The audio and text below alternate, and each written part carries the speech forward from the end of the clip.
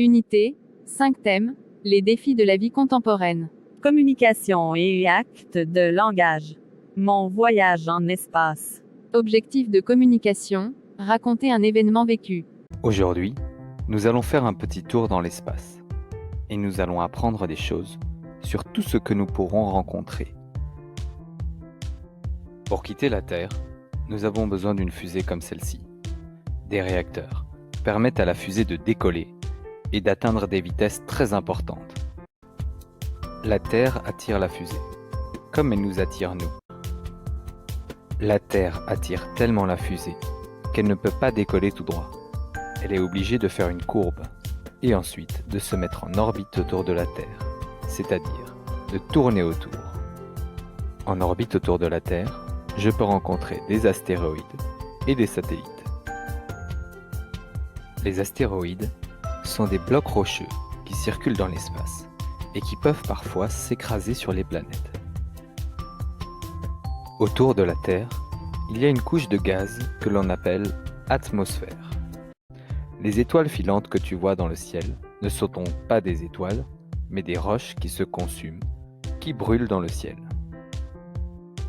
Il y a environ 500 pierres de la taille d'une balle de baseball qui arrivent sur Terre chaque année. Lorsque je tourne avec ma fusée autour de la Terre, je peux aussi rencontrer des satellites envoyés par les humains. Ils sont aussi en orbite et servent à observer la Terre, mais aussi pour les téléphones, la télévision, les GPS, etc. Continuons notre promenade vers la Lune, qui est un satellite naturel de la Terre, c'est-à-dire qu'elle tourne autour de la Terre. Le premier homme qui a marché dessus est Neil Armstrong en 1966. En me promenant un peu plus loin, je vais pouvoir rencontrer 7 autres planètes: Mercure, Vénus, Mars, Jupiter, Saturne, Uranus et Neptune. Aucun humain n'a mis les pieds sur une de ces planètes. Elles sont très loin et ne permettent pas d'y vivre.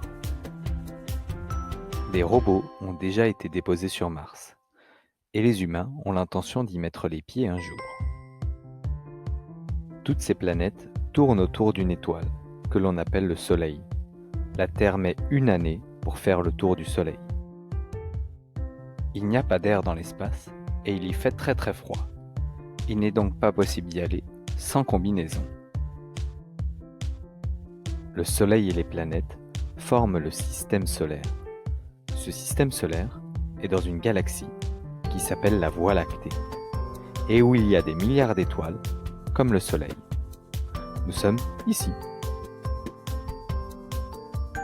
Si l'on met plusieurs galaxies ensemble, on obtient un amas de galaxies.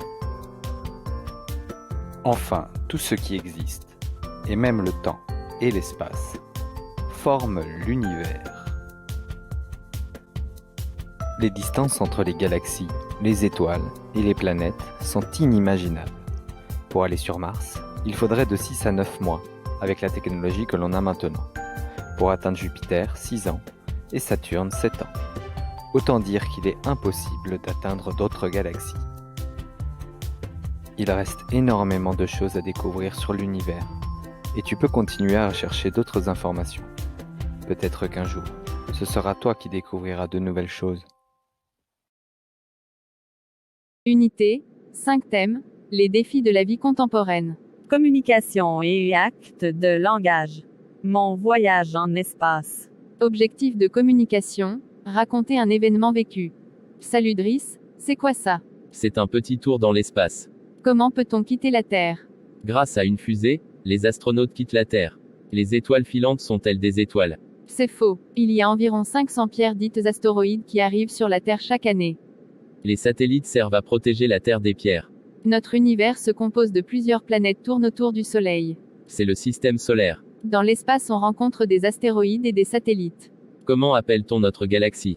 Notre galaxie est la Voie lactée, parmi plusieurs galaxies dans l'espace. Merci Meriem.